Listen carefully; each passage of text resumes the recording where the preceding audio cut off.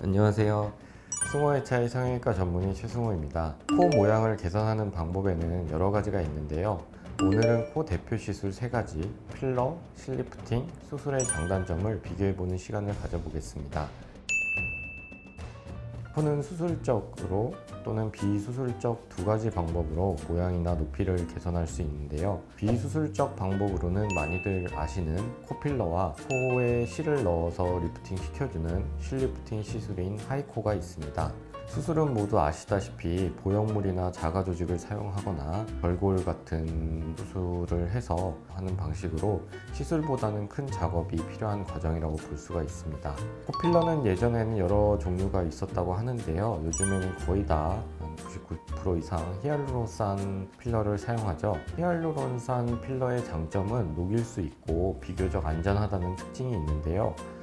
주로 코끝의 모양보다는 콧대의 높이나 라인 개선 이런 목적으로 주로 넣게 됩니다. 자연스러운 효과를 보는 만큼 유지기간이나 드라마틱한 효과가 가장 적다고 할 수 있습니다. 간혹 가다가 코필러가 시간이 지나면서 옆으로 퍼지면서 코가 더 퍼져 보인다고 하시는 분들이 계시는데요. 히알루론산 필러는 유동성이 있어서 시간이 지나면 중력에 의해 퍼지려는 경향이 있어서 보통 1년 주기로 필러를 녹이거나 새로 맞거나 이렇게 반복을 하는 경우도 있다고 알고 있습니다. 그래서 코 수술을 하시기 전에 필러를 주기적으로 맞으시다가 아예 마음 먹고 한 번에 코 수술로 끝내자 하시는 분들이 많아요.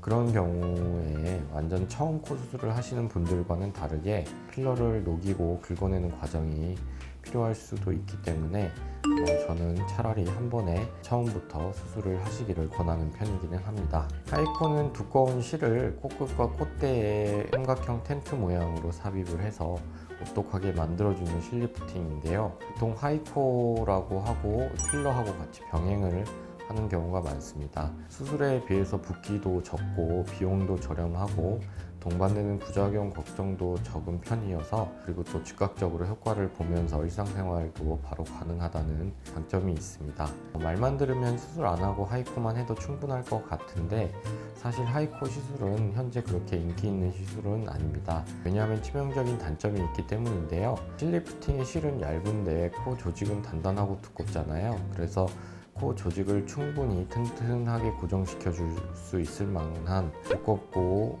질긴 실을 넣어야 되는데, 그렇게 되면은 바늘도 당연히 두껍겠죠.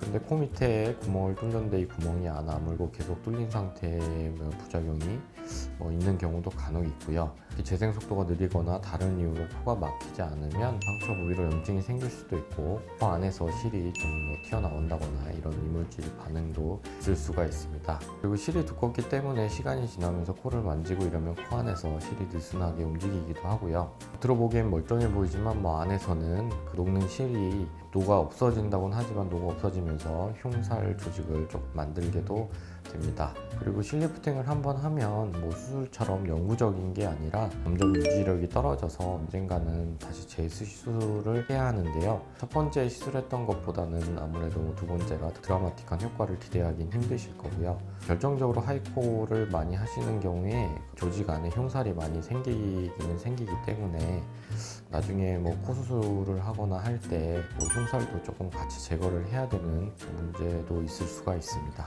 수술은 사실 리스크가 가장 크지만 잘 된다면 가장 만족도가 높은 방법인데요. 높이도 많이 올릴 수 있고 원하는 디자인에 가깝게 모양을 만들 수 있습니다. 하지만 안전하게 수술이 이루어지지 않거나 몸에 이물 반응이 생기면 구축이나 심하면 괴사까지 올 수 있는데요. 특히 동양인은 코끝의 연골이 말랑하고 처진 경우가 대부분이기 때문에 코끝 모양을 잡으려고 코끝에도 자가 연골을 사용하는 경우가 많습니다. 코끝까지 딱딱하게 되니까 갑자기 이물감에 적응하지 못하고 불편함을 호소하시는 분도 많습니다. 그리고 가격도 무시 못할 정도로 조금 비싼 편이기도 하고요. 사실 각각의 장점과 단점은 확실하게 있는 편입니다. 어느 하나의 수술이나 시술이 완벽하게 좋다고 말씀드리기는 어렵고요. 개인의 상황과 만족도에 따라 전문의와 충분한 상담 후 진행하시기를 권해드립니다. 하지만 무엇보다 우선시돼야 하는 건 안전과 부작용 없는 지속성인데요. 제가 성형외과 전문의지만 현재 본인의 코에 큰 불만이 없으면 코에 아무것도 하지 않는 게 가장 좋다고도 할 수 있고, 만약 한다 하더라도 한 번에 효과도 보고 끝낼 수 있는 코 수술을 더 추천을 드립니다. 실제로 코 수술이 다른 시술에 비해서 만족도도 가장 높기도 하고요. 오늘은 코에 할 수 있는 시술과 수술 종류에 대해 알아봤는데요. 오늘 영상이 도움이 되셨다면 구독과 좋아요 부탁드립니다. 다른 궁금한 점 있으시면 댓글에 남겨주세요. 지금까지 승호의 차이 성형외과 전문의 최승호였습니다. 감사합니다.